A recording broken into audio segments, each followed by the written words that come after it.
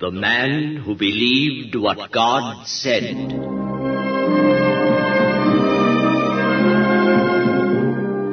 For many years, Noah has been warning the world of an impending flood.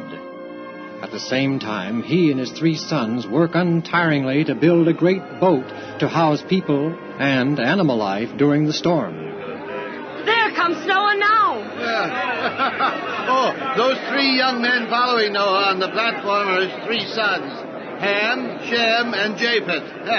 Those 4 women back of the platform are probably Noah's wife and his 3 sons' wives. People, quiet, please. Friends, I am Shem, eldest son of Noah. It's my duty and great pleasure to introduce Noah, my father, chosen of God to herald the coming flood. By this time it is common knowledge that this ark is being built as an ark of safety for all those who will choose to be saved from the soon coming flood. God is a God of love. He is not willing that any shall perish. Even now, if the world would repent and turn away from its sins and evil doing, God would spare the earth from the flood. But God is also a just God and a powerful God. He will not be trifled with, nor continue long suffering with sin and wrongdoing forever. If men choose to continue in their evil ways, He will most certainly destroy the world with a flood from which none will escape.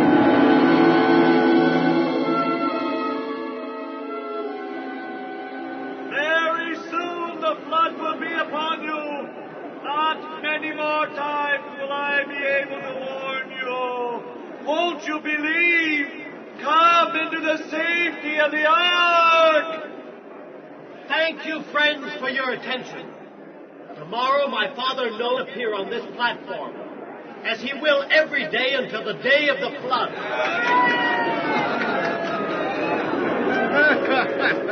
Oh, well, come on, it's all over. Let's go. Before we return home, excuse us for a few moments, will you? Oh, surely, but I'll be right here when you get back. Come on, dear. Yeah, but don't be gone long. Where are we going? Shh! Wait until we get out of your father's hearing. I don't want him to know where we're going. Oh. Did you notice those back of the platform? While Noah was speaking? Yes. What about them? One of them was your sister. It was. I didn't notice. I did. We're going to find her and talk to her.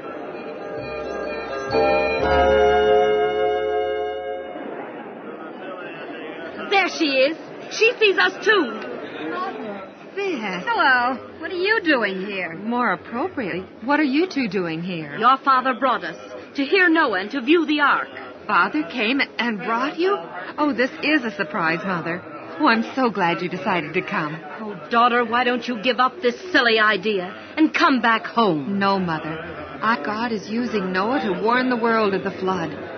I must follow my convictions. But you, Mother, you and Sis, why don't you come with us and be saved? I don't know what to believe. I'm confused. Believe, Mother. Believe what God says. Noah speaks the truth. Perhaps, but I can't. I don't want to leave your father. Maybe if there is a flood, you'll let me in the ark then. Oh, I wish that I could. But I won't be able to, Mother. Once the door of the ark is closed, it'll be too late. Your doom will be sealed. Oh, but now, Mother, there's still time today.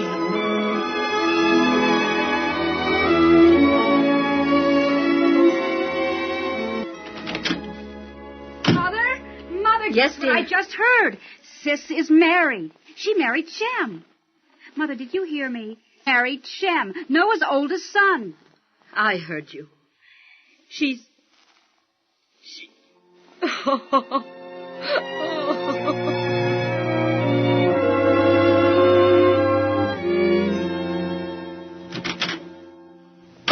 We're going to the ark right away. Again? Now hurry, or I'll go without you. Go ahead and go. Oh, don't you want to go? Should I want to? Well, it's rumored that the Ark is completely finished, and something's about to happen exciting. They're going to call the old man's bluff, make a fool out of him. Should be interesting, huh? Well, are you going or not? Oh, don't be so impatient. I'll be ready in a few minutes. I'm going too, Father.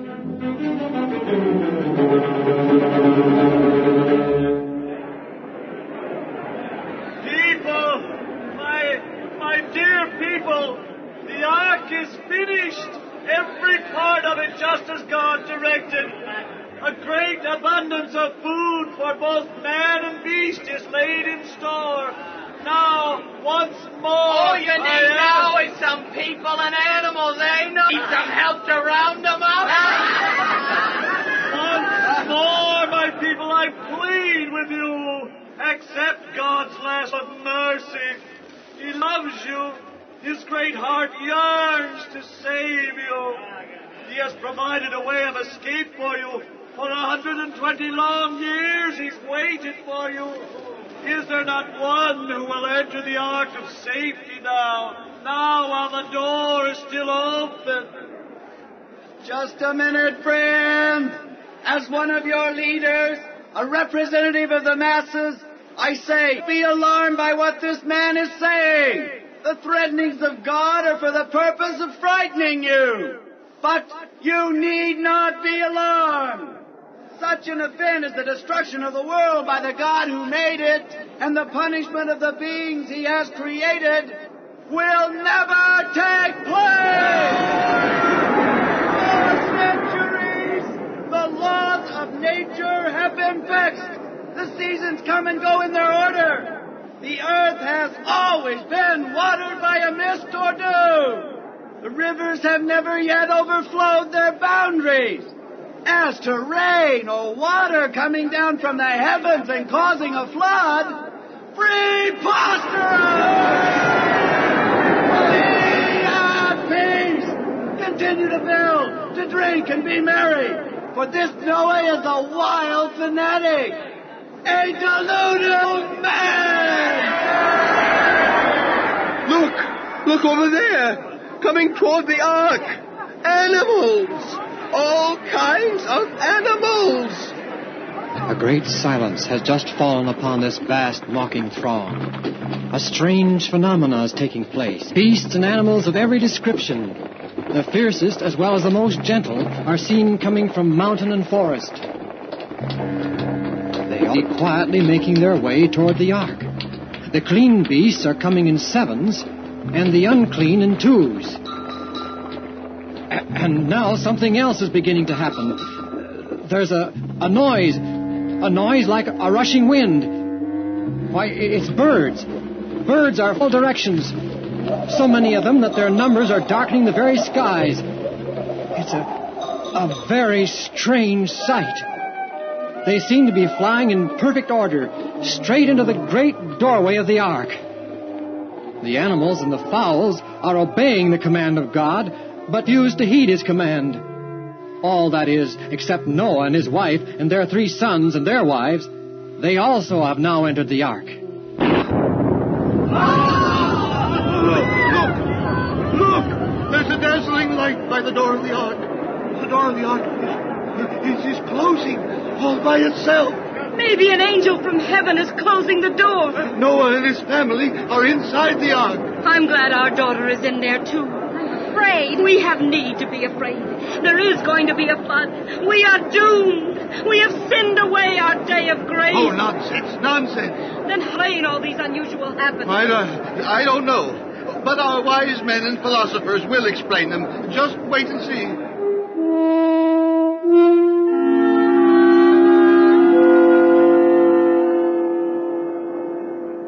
Friends, I have been chosen for your leaders, your elders and wise men. They have instructed me to assure you that there will be no flood. Despite the unusual things you witnessed here, there still can be no flood. You are urged to get back to your normal way of life, there will be no flood.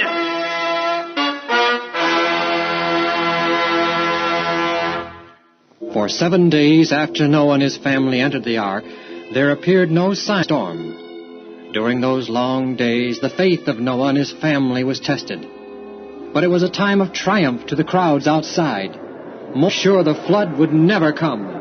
How long do you think they'll stay in that boathouse? It must be awfully dull in there without anything going on. Oh, they have to feed the animals, you know. Hey, Noah! Noah, the door! Open up so you can prophesy about the coming flood, huh? Hey, Noah! Oh, Noah! Yeah, Noah, you've been preaching a day of doom for 120 years. If you ever show your face again, we'll feed your carcass to the lions and buzzards.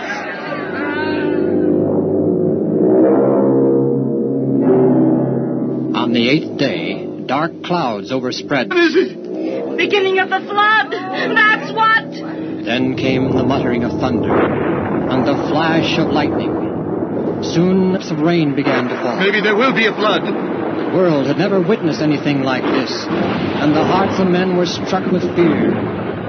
Darker and darker grew the heavens, and faster came the falling rain. There is going to be a flood. What'll we do? I'm going to make my sister let me in the ark. It's too late. Remember that once the door was closed, no one could get in. I know what I'm going to do. I'm going to tie myself to the ark. If it's saved, then I'll... It won't do you any good. There's nothing we can do to save ourselves. There's no use even to try. Well, I'm going to try. Lots of people tried in vain to save themselves. Many pleaded to be let in the ark, or endeavored to break in. Others fastened themselves to massive trees on lofty mountains.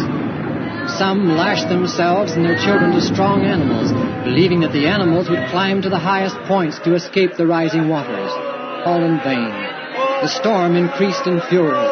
The fountains of the deep were broken up, and the windows of heaven were opened.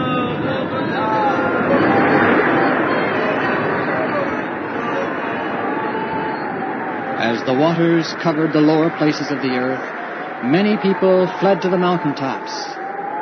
Finally, even these were covered, and the despisers of God perished in the black depths. It became a shoreless, lifeless ocean.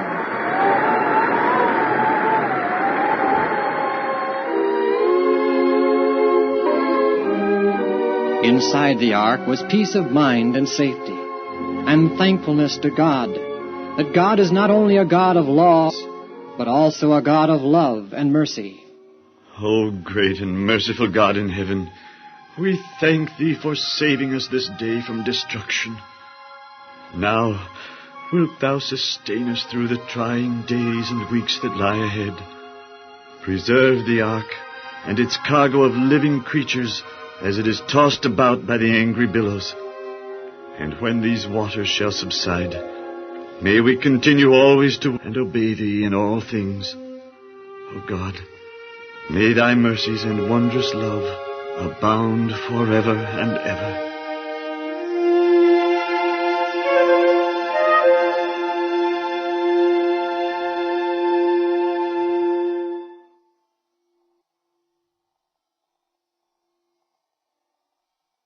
"12 months on a boat."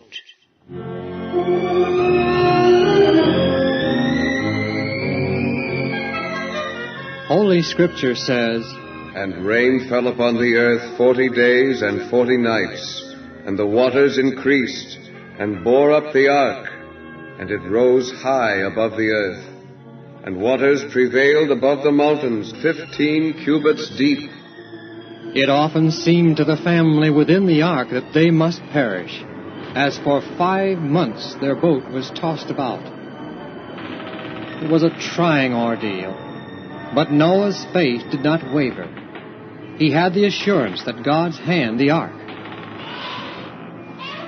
I wonder if we'll ever get out of this alive. Why, Ham, shame on you talking like that. Well, we've been shut up in this ark for almost half a year. 150 days, and still the storm rages. Oh, listen to the wind. And feel the motion of this boat. Ham, you... It's blue and clear. Oh, the storm's over at least. I can't see if the or not, but evidently it is because I see water everywhere. We seem to be floating on a sort of a lagoon. I can see the tops of mountains all around us. The Lord is protecting us. He has caused the ark to drift into this spot protected by a group of mountains. We can't get out of the ark yet? No, the tops of the mountains are showing. How soon will it be dry enough to go outside? Well, it's hard to say, daughter. But at the proper time, we'll leave this ark and start life again on the earth. Noah and his family anxiously waited for the drying up of the waters, for they longed to go forth again upon the earth. Finally, on the 40th day after the tops of the mountains became visible, they sent out a raven. All right, Ham. Let the raven loose. Well, there it goes. What good is it going to do to let the raven loose? The raven is a bird of quick scent. If there's dry land, the raven won't be back. Oh, I see. Flying away. He's just flying back and forth around the ark. Evidently, he doesn't detect any dry land, which means we'll have to wait longer before disembarking. Coming in again. Yes, sir.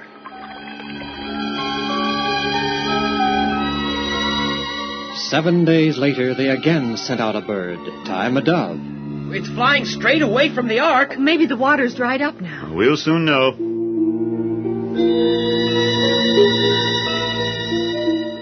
Oh, here it comes back. It's still not dried up. Evidently not. All right, Ham. Let the bird in. A week later, Noah again sent forth the dove. Oh, here it comes back. I thought surely the water would be dried up by this time. One of these days it will be. Just be patient. The dove! The dove, it's got something in its bill. Something in its bill? What? Oh, just a minute now. I'll be able to see what it is. Oh, I wonder what it can be. It's an olive leaf. An olive leaf? A green one. Oh, at last. The water is dried up and vegetation is springing forth. Oh, wonderful news. The hopes of Noah and his family were again revived. And Noah removed the covering of the ark, and behold, the face of the ground was dry. Oh, wonderful. Praise the Lord. Still, they waited patiently within the ark for nearly 2 more months, waited for God's command to leave the ark. At last... Look at that bright light. Yes, sir. And the door of the ark, it's being opened.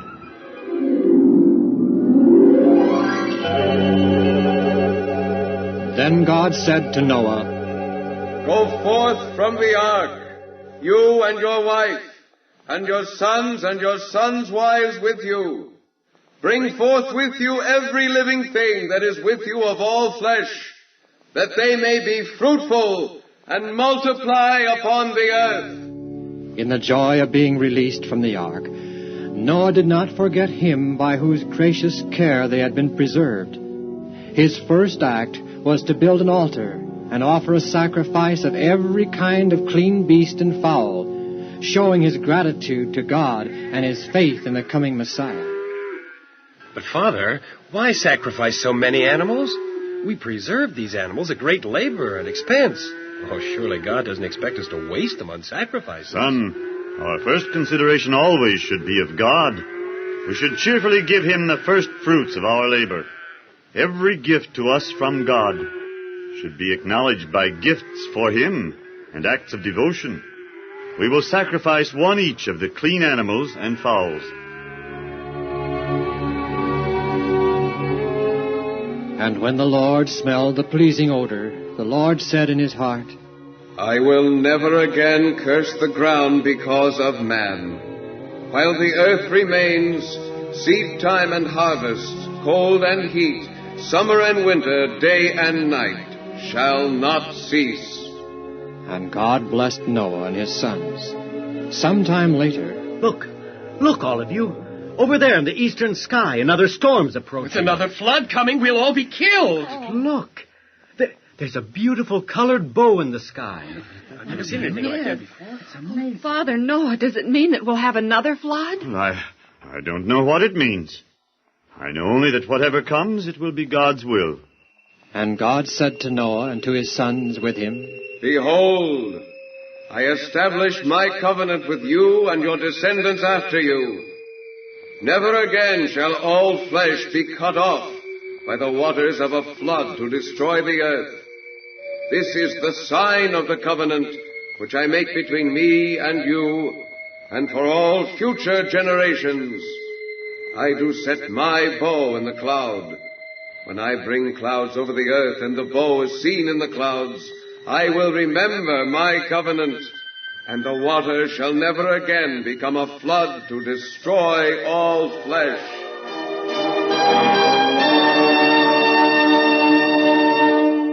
Yes, God put the rainbow in the sky, that all the world may know that never again will he destroy the earth by a flood. Not long after this... Well, I think it's time we're building permanent homes, don't you? Oh, yes, Father. All right, sons, all three of you. Do some exploring tomorrow morning. Try to find an ideal spot for our homes. Well, Father, what do you consider an ideal spot? Well, look around for a natural, beautiful setting. A place that is centrally located as to a grazing area and suitable land for vineyards and gardening. You'll know when you find the right location.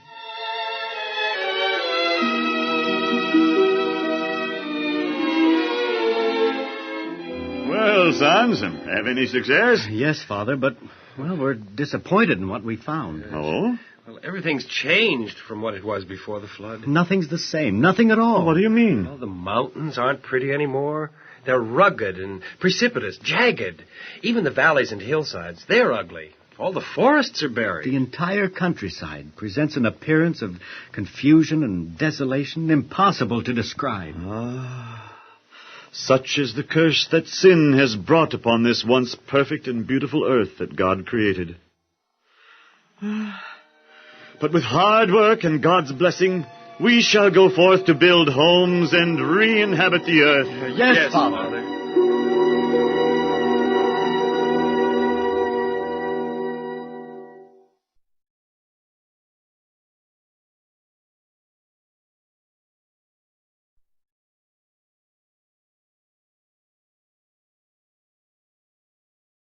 The man who believed what God said.